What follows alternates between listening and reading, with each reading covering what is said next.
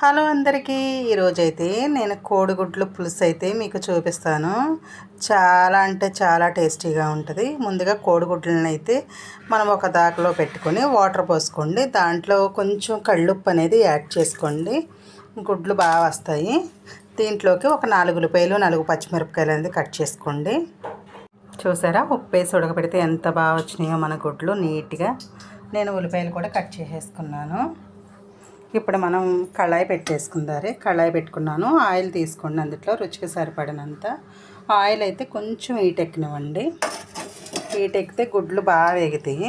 ఇప్పుడు వేడైన తర్వాత పసుపు యాడ్ చేసుకుందారు. మనం దాంట్లో పసుపు వేసుకోండి. ఉల్లిపాయలు వేసినప్పుడు పసుపు వేసుకుంటే, ఆయిల్ వేసుకున్న తర్వాత పసుపు వేసుకోండి. ఇప్పుడు మన గుడ్లని ఇందులో ఇలా వేసేసుకోండి. ఒక 2 మినిట్స్ వేపుకోండి.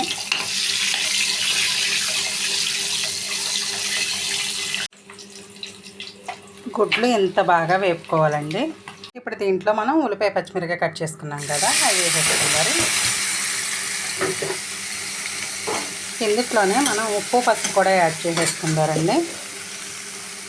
రుచికి సరిపడా ఉప్పు, పసుపు ఇందాక వేసాం కదా, కొంచెం అవసరం అయితే వేసుకోండి. నేను ఇంకొంచెం యాడ్ చేసుకుంటున్నాను.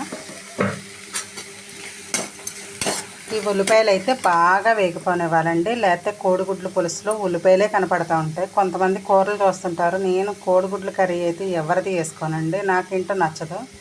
వాళ్ళ కర్రీస్ తెల్లగాను ఉల్లిపాయలు చూస్తున్నట్టుంటాయి. మనం ఎప్పుడైనా సరే ఉల్లిపాయలు బాగా వేగిపోనిచ్చామనుకోండి, ఉల్లిపాయ అనేది కనపడదు. కర్రీ అనేది రెడ్ కలర్లో ఉండాలి. చూడండి, ఇంత బాగా అయితే వేగిపోనివ్వాలి. ఇప్పుడు మనం ఇందులోకి 1 స్పూన్ కారం యాడ్ చేసుకుందారు. ఇందులో మనం ఏ అవసరం లేదండి. కోడిగుడ్డు పులుసుని కోడిగుడ్డు పులుసు లాగానే వండుకోవాలి. మనం రకాలు కోడిగుడ్లలో చాలా చేయొచ్చు. ఇప్పుడు నేను టమాటా కానీ ఏమీ లేకుండా చేస్తున్నాను. ఇది ఒక టేస్ట్ వస్తుంది. మనం టమాటాలు వేసి అన్నీ వేస్తే అదొక టేస్ట్ వస్తుంది. ఇది ఏంటంటే ఓన్లీ కోడిగుడ్లు పులుసు. ఇది నానమ్మ వాళ్ళు ఇళ్ళలో పెట్టేవారు. వాళ్ళని బట్టి మనం ఏదో ఒకటి నేర్చుకోవాలి కదా. ఎగ్స్ కూడా వేసేస్తున్నాను. చూడండి, ఎగ్స్ అయితే ఇంత దోరగా వేపుకుంటే పులుసులో బాగా కనిపిస్తూ ఉంటాయి.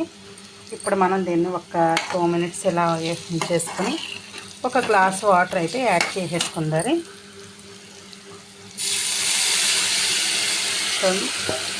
వాటర్ అయితే యాడ్ చేసేసుకున్నాను. కలర్ఫుల్గా వస్తుంది మన కోడిగుడ్ల కర్రీ. ఈ వీడియోల్లో చూపిస్తుంటే బయట చాలా బాగుంటుంది కదండి, మా కెమెరాల తేడా వల్ల ఎలా చక్కగా ఉన్న కర్రీ కూడా ఏదోలా కనిపిస్తుంది.